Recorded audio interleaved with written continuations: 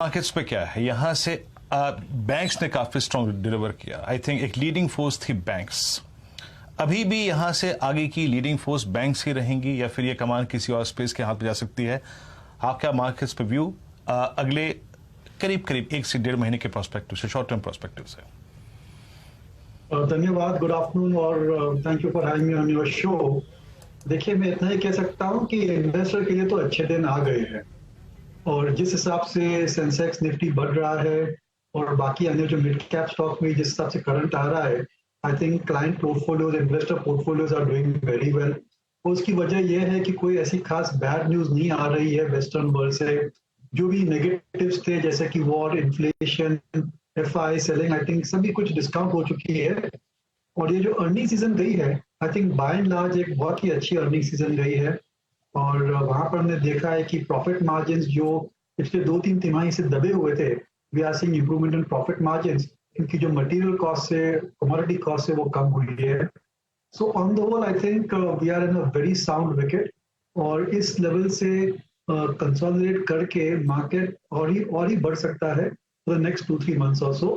खाली एक ही risk factor है, रादर 2-3 रिस्क फैक्टर्स जो ये है वो ऑयल प्राइसेस का है। अगर वहां पर एक स्पाइक हो जाती है तो $130-140, तो ये इसका खराब असर हमारे मार्केट्स पर आ सकता है।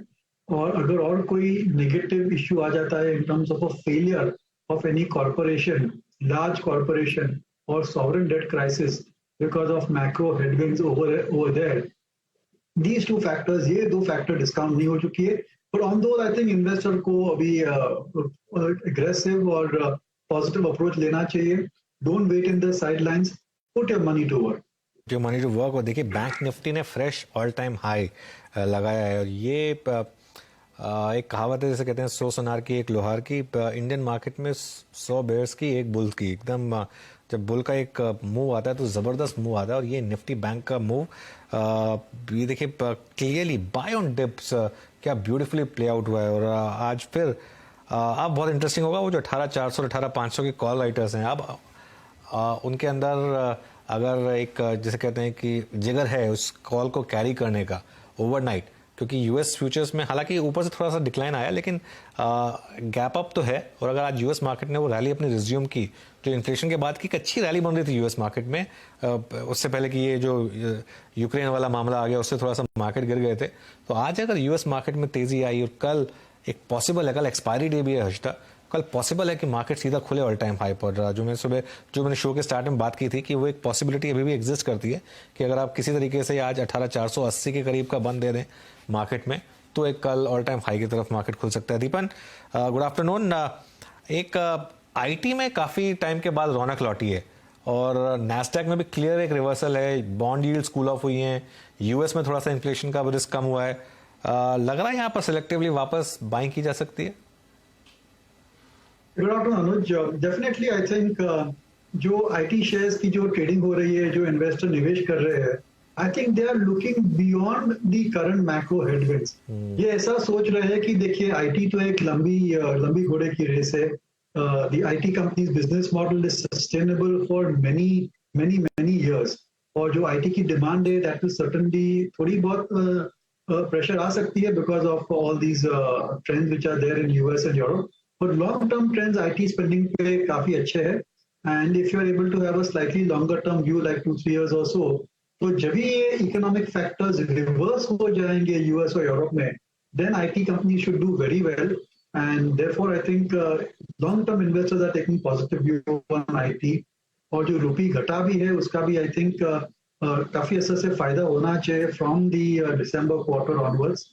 और मेरे ख्याल से अभी आपको इक्वल वेट हो जाना चाहिए as far as IT is concern और हमारा प्रेफरेंस मिड कैप आईटी के लिए रहेगा क्योंकि वहां पर हमने देखा है कि पिछले 2-3 साल से growth rates are higher than the large cap IT और जो specialised vertical oriented IT companies है, आई थिंक वहां पर अच्छे रिटर्न आपको मिल सकते हैं। But no doubt I think even the four large IT companies also should give you steady returns going ahead और सो। पर धीरे धीरे जो फियर फैक्टर थी आईटी में कि स्पेंडिंग कम हो जाएगी and they will not be able to sustain double digit growth rates, I think those fears are gradually being addressed and they have of course receded a little bit. Okay Deepan ji, आपने मेरे ख्याल से सबसे महत्वपूर्ण portion को ही skip कर दिया। वो मिड कैप आईटी का स्टॉक कौन सा होगा अगर आप कंफर्टेबल हैं? I mean mid cap IT में डैमेज था, प्राइस डैमेज था, बट आई मीन 40% 50%। वो मिड कैप की दो स्क्रिप्ट्स कौन सी होंगी मिड कैप आईटी में जहां आप कंफर्टेबल है, जिसको चेस करना चाहेंगे आप इस प्राइस पे? देखिए, persistent systems certainly is worth mentioning. Again, disclosure, we and our clients are invested in it.